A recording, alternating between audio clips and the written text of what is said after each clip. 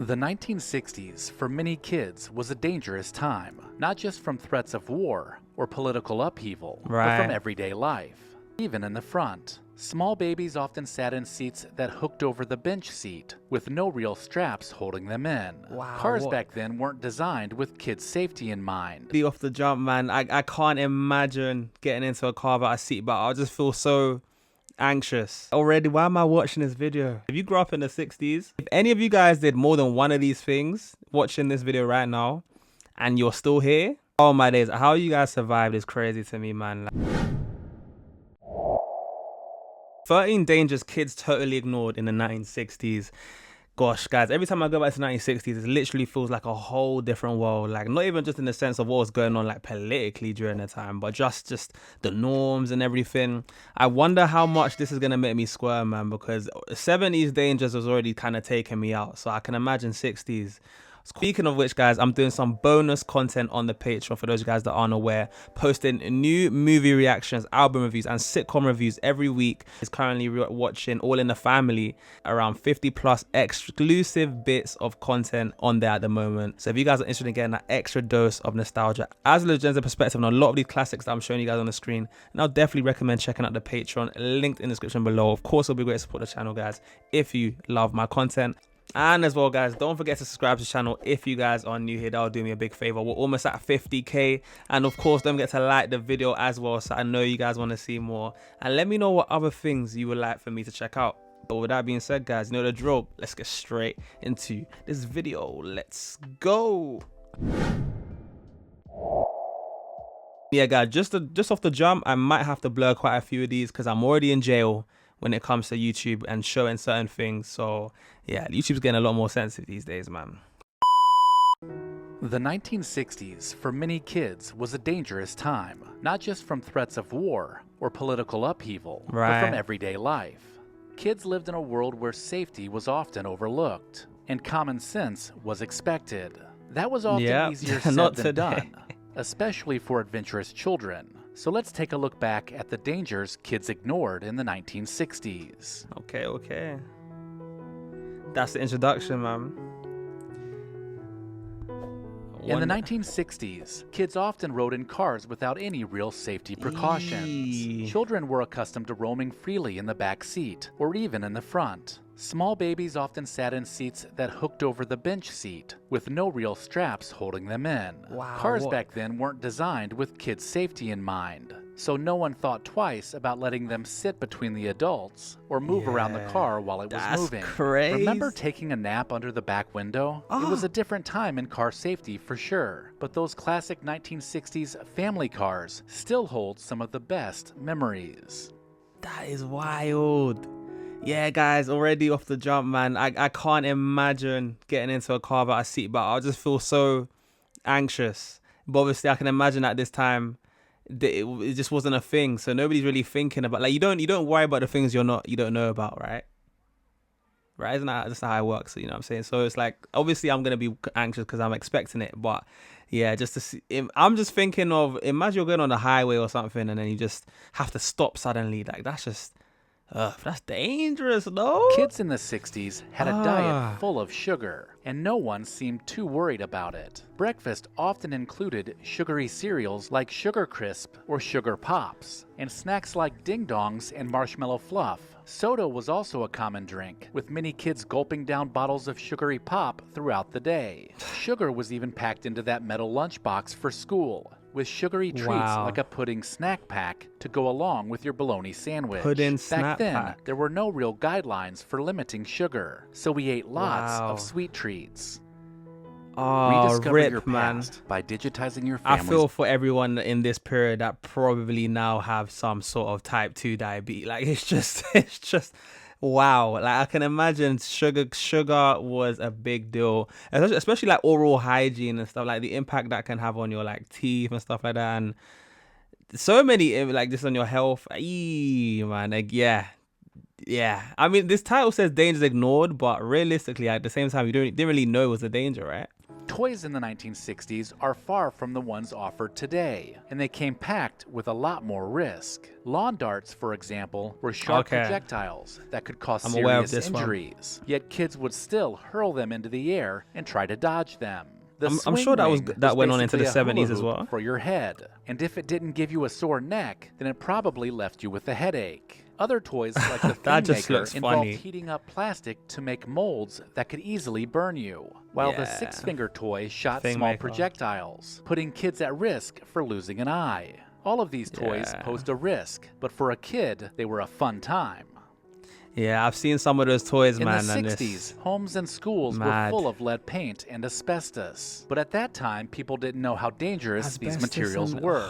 Lead paint was found on walls and toys, and kids would unknowingly touch or even put them in their mouths. Asbestos, commonly found in ceiling tiles and insulation, was present in buildings everywhere too. Oh, that's really bad. Schools. There were no rules or warnings about exposure, so children were constantly in contact with these harmful substances. Oh, I'm like creasing thinking about that. That's swim in just about any body of water. Some called it a swimming hole, and usually this was without any adult supervision. Whether it was a creek, pond, or river, kids would dive in, ignoring strong currents, hidden rocks, or even sometimes polluted water. Lifeguards and life jackets were not even a thought, and kids could often be found jumping off bridges or cliffs on those fun, carefree summer days. Yeah, man. In the 60s, why am I watching this video? It's making me so concerned as to how you guys survived. Whoever's watching this, if you grew up in the 60s, you most likely would have been a boomer. Oh my days, how you guys survived is crazy to me, man. Like you guys watching this video now are survivors. Are very lucky because what is this? 3 summer days. In the 60s, cigarette smoke filled homes, cars, and public spaces, and kids were constantly exposed to it. Adults smoked at the dinner table, in living rooms, and even inside cars with the windows rolled up. Nothing was off limits when it came to smoking. So whether you were in a restaurant or on a plane, you had secondhand smoke swirling around you. Back then, it seemed that everyone smoked, and it was completely normal for kids to grow up in smoke-filled environments.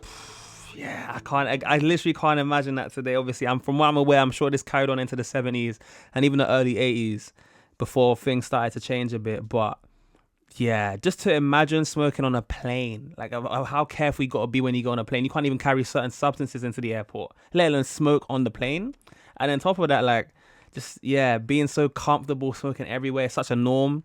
I'm trying to think of, I'll be curious to see what nowadays, like things that people do now that later on people will look at and be like, wow, how did you guys even do that? Like, that's so crazy to even think about. But yeah, smoking is one of those things for me that just culture shock. It also wasn't uncommon for parents to leave kids in the car while running errands. And many kids couldn't resist the urge to play with the gear shifter. Oh, gosh. Cars back then were simpler, and it didn't take much strength to move the gear into neutral. Without the parking brake set, the car would often start rolling, and parents might have to chase after the car. Rolling backwards out of a parking spot into busy traffic would scare you to death, but not nearly as bad as what your parents would do to you once they found out. Yikes, man. Yeah, never would I dare do that today. Kids often came into contact with mercury, especially in school and sometimes at home. When thermometers broke, the shiny liquid metal inside fascinated them, and they would roll it around in their hands without knowing how toxic it was. Even in school, kids handled mercury during science experiments, and there was little concern. The lack of immediate harm made it seem safe, and parents or teachers rarely stopped kids from playing with it, completely unaware of the long-term dangers. Oh, let me just make sure I'm aware of the long-term dangers of mercury, man. Just so, like... Oh, Lord. Nervous system. Mercury can cause nerve damage, which can lead to difficulty walking, slurred speech, and loss of sensitivity in the hands and feet. In rare cases, it can cause paralysis that's bad. Mercury exposure can cause developmental problems in the brain, which can affect physical functions like motor skills. It can also lead to learning disabilities. Wow. Mercury can damage the kidneys, leading to... Yeah, it can cause rashes, redness, and itch. Yeah, mercury is just dangerous, man. And it could definitely damage those nerves, man. That's making me squirm just thinking about it, man. from playing with it, completely unaware of the long-term dangers. People just be playing with that stuff? Inspired by superheroes or characters like Mary Poppins, kids in the 1960s often attempted to fly by jumping off pretty much anything. I mean, who didn't fashion some wings or open an umbrella and jump to see if it really worked? Kids truly believed it was possible, ignoring the risks of broken bones when they hit the ground. These attempts to fly weren't just fun, but they were fueled by movies and TV shows that made flying look so real. You know, this is reminding me of what Mr. Rogers said in a video that I reacted to. It was in a documentary that I checked out on the Patreon, where he was talking about how he heard of a story of a kid who thought he could be like Superman or something, who literally did what the guy with this commentator was just explaining, right? And just how much he really wanted to be intentional with the media that he put out, because you can see the effects it had on children. And I know in the 1960s, the kids shows that people are watching as well, they weren't as censored or like child-friendly, like the child-friendly standard of today. So a lot more could get through, and you can imagine kids with their imagination, how they're not going to be able to discern that, you know, they can't actually fly. Like, that's crazy to think about. Shout out to Mr. Rogers, man, because yeah, man, 60s is a dangerous time Catholic compared to schools today. in the 1960s were known for strict discipline, and many kids feared the nuns. Punishments included getting hit on the hand with a ruler, or being embarrassed in front of classmates. The punishments were about learning respect, and discipline was the ultimate goal, with parents rarely intervening, believing that these tough measures were good for building character. Yeah, you could get hit in school, man. In the 1960s, kids often ventured into dangerous places, including down into open sewer or drainage pipes, looking for adventure. They didn't think about the risks of getting lost, trapped, or exposed to harmful bacteria. Exploring those dark, winding tunnels seemed exciting, but kids had no idea how dangerous it was. Storms could flood the sewers, leading to possible drowning, and the air inside could be filled with dangerous gases. Yet for many, the thrill of exploration outweighed any concern for safety. I'm speechless at this point, man. As a 60s kid, chemistry sets were very popular, but they came with risks that were often ignored. These sets contained real chemicals, and without gloves or goggles, kids would mix unknown substances and sometimes create small explosions, or at the very least, toxic fumes. Experimenting with these sets was seen as educational, but kids were often left unsupervised. Despite the risks, kids loved the excitement of making things bubble, fizz, or even catch fire. Have mercy. During the summertime, kids spent hours outside, and that meant sunburns were common. I'm just gonna have to blur that. The difference here is that kids didn't wear sunscreen because it just wasn't widespread, and few parents understood the dangers of sun exposure. Most people thought a deep tan was healthy, so kids played outside for hours with no concern. There were also many products that were meant to help you get a tan faster. Coppertone's "Don't Be a Paleface" campaign was just one of the messages that reinforced the importance of being tan. The long-term risks of skin cancer were far from anyone's mind at the time. Why am I putting myself through this video, man? At Recollection Road, I'm so glad it's over. I'm so glad it's over, because there's no way in heck, like, I can't even imagine doing any of those things now. But obviously at the time, like, you know, these things weren't really much of a concern. So like I said, to think, if any of you guys did more than one of these things watching this video right now, and you're still here, mad. It's crazy to me, man. It's crazy to think about. Especially, I can only just imagine just how many instances that would have occurred because of, you know, a sort of naivety, or like, you know, being unaware of the dangers of some of these things that kids were just so calmly playing with, or they were allowed to play with even. Like, it's just crazy to think. I feel like, and it kind of just makes me deep as well, in like kind of like a tragic way, how a lot of the procedures and the standard that we have now in place probably was as a result of like a trial and error type method.